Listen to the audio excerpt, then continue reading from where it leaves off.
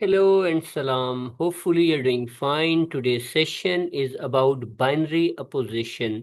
This session would help the students of linguistics as well as literature. So, what are these binary oppositions and how do two linguists, Claude Lévi-Strauss and Ferdinand de Saussure, contribute in the development of these thought process? According to de Saussure, binary opposition is the means by which the units of the language have value or meaning. Each unit is defined against what is not. Essentially, the concept of the binary oppositions is engendered by the Western propensity to organize everything into hierarchical structure, terms, and concepts related to positives or negatives with no apparent latitude for deviation, such as the examples would be man, woman, likewise black, white, life, death, inside, outside. So binary opposition है क्या?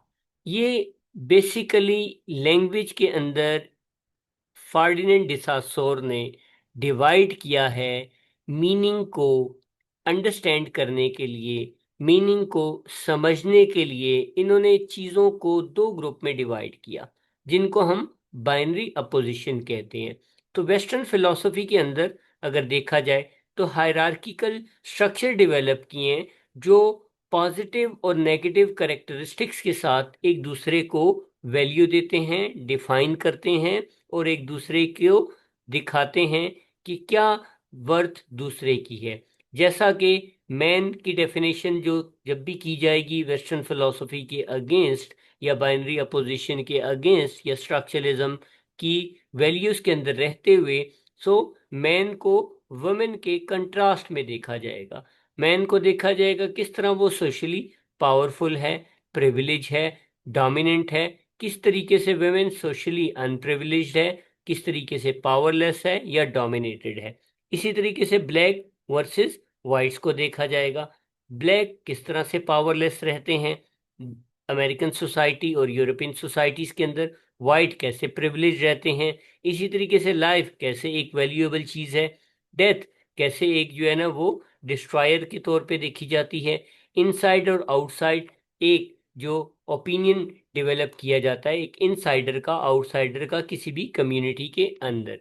सो binary oppositions को अगर आप लोग देखें तो ये presence और एब्सेंस को देखती है। और बाइनरी अपोजिशन फंडामेंटली एक स्ट्रक्चर जो है ना नोशन होता है जिसके अंदर एक्नॉलेज होता है ह्यूमन इंक्लिनेशन, थॉट प्रोसेसेस को जो एंटागोनिस्टिकली एक दूसरे के अगेंस्ट में जाके ऑर्गेनाइज होती हैं। एंटागोनिस्टिक जो है ना वो करेक्टरिस्टिक्स होती हैं, उनके अंदर वैल्यूज होती हैं। तो primary elements of binary oppositions are delineated by what the prescribe. For example, black excludes white, man excludes women. As long as these divisions are sustained, then the entire hierarchical structure can operate agreeably. So एक दूसरी चीज को exclude करती है, जिस तरह के black white के साथ या मैन वुमेन के साथ एक दूसरे के साथ ये इन अपोजिशन चलते हैं, एक दूसरे के साथ इन कंट्रास्ट चलते हैं, एक दूसरे के अगेंस्ट चलते हैं।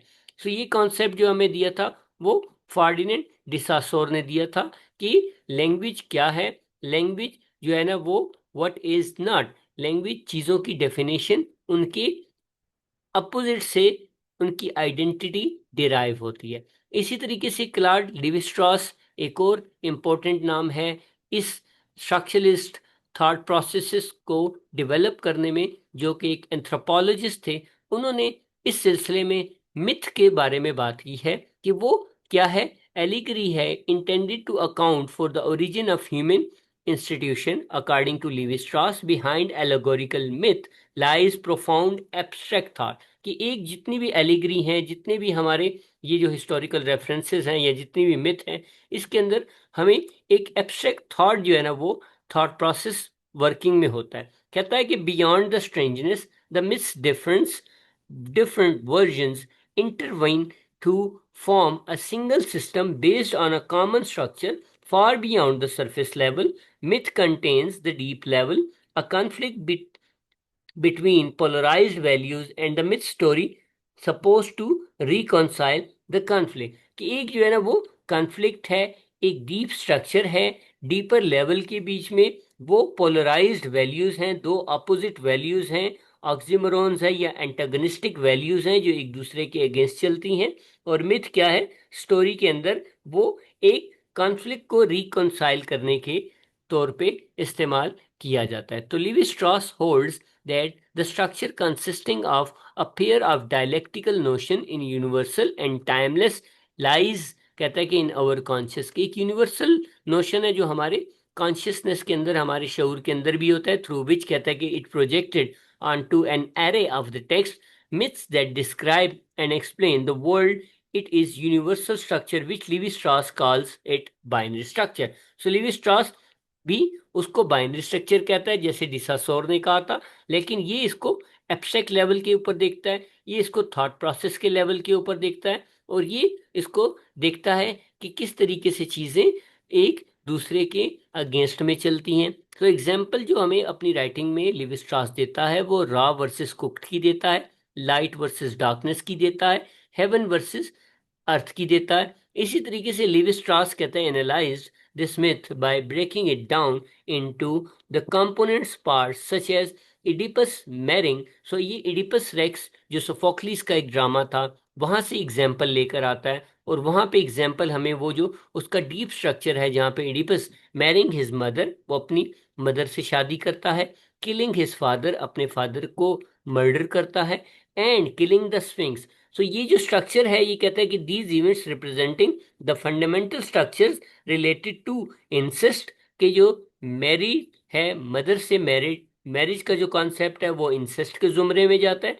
इसी तरीके से पैट्रियार्कल स्ट्रक्चर है वो किलिंग ऑफ हिज फादर है, और स्फिंक्स को क्या है, overcoming of the super natural creature को ओवरकम करना है। सो लिवी स्ट्रॉस ये जो डीप स्ट्रक्चर हमारी थॉट प्रोसेसेस के अंदर होते हैं या लिटरेचर के अंदर होते हैं उनको को रिलेट करता है इन बाइनरी अपोजिशंस के साथ, जहाँ पे गुड वर्सेस बैड का कॉन्सेप्ट है, जहाँ पे इवल वर्सेस गुडनेस का कॉन्सेप्ट है, और बहुत से कॉन्सेप्ट हैं। So some common binary oppositions जो हमारे यहाँ चलते हैं वो कौन से हैं?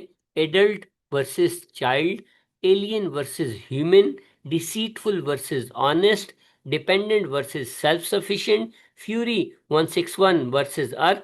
फ्यूरी 161 एक किस्म का एक मिथिकल कॉन्सेप्ट है जो हेल के बारे में है, या इतने ही डायमीटर और इतने ही जो है ना वो हॉरिजेंटल एंड जो है वर्टिकल लैटिट्यूड के ऊपर जितना अर्थ का है, वहां पर वो अर्थ के अगेंस्ट एक मिथिकल जो है ना वो नोशन प्लेनेट का क्रिएट किया गया। इसी तरीके से नेक्स्ट हमारे पास जो बाइनरी अपोजिशन है वो इंडस्ट्रियलाइजेशन वर्सेस मिडीवल है, क्योंकि मिडीवल जो ओल्ड एज था, इंडस्ट्रियलाइजेशन मॉडर्नाइजेशन की एक फॉर्म है। मेल वर्सेस फीमेल है, मैस्कुलिन वर्सेस फेमिनिन है, पेट्रियार्कल वर्सेस मेट्रियार्कल है। सो ये सारे कॉन्सेप्ट रिलेटेड टू जेंडर, जहाँ पे मैस्कुलिन, पेट्रियार्कल और मेल डोमिनेट होते हैं, और मेट्रियार्कल, फेमिनिन एंड फीमेल जो है वो डोमिनेटेड होते हैं और जो है ना वो अवर पावर्ड हो जाते हैं। इसी तरीके से प्रिजनर वर्सेस सिविलियन है, ऑर्गेनिक वर्सेस टेक्नोलॉजिकल है, टेक्नोलॉजी वर्सेस नेचर कह लें या नो टेक्नोलॉजी कह लें, वायलेंट वर्सेस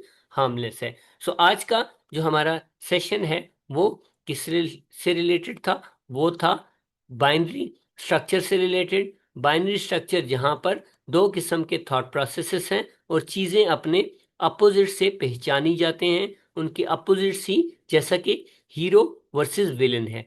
तो एक हीरो की जो क्वालिटीज हैं वो विलन की क्वालिटीज के साथ मैच करके वो क्या होंगी, ज्यादा सामने निखरेंगी। इसी तरीके से गुड वर्सेस इवल है, इसी तरीके से डे वर्सेस नाइट है। सो एक कॉन्सेप्ट को समझाने के लिए आपको दूसरे कॉन्सेप्ट की हेल्प लेनी पड़ती है। सो ये स्ट्रक्चरलिस्ट कहते थे कि चीजों को दो ग्रुप्स में डिवाइड किया जाता है, और एक ग्रुप पावरफुल होता है और दूसरा ग्रुप पावरलेस होता है। सो ये हमारे सोशल स्ट्रक्चर्स के अंदर भी पाया जाता है और चीज़ों को समझने के लिए इन दोनों ग्रुप्स को समझना ज़रूरी है और बाइनरी अपोजिशंस को समझना ज़रूरी है। और यही बाइनरी अपोजिशन हमें मार्क्सिज्म के अंदर भी मिलते हैं, जहाँ पे प्रोलिटेरिएट वर्सेस बुर्जुआजी मिलते हैं। ये हमें फेमिनिज्म के अंदर भी मिलते हैं, जहाँ पे मेट्रियार्की वर्सेस पैट्रियार्की या मेल वर्सेस फीमेल मिलते हैं।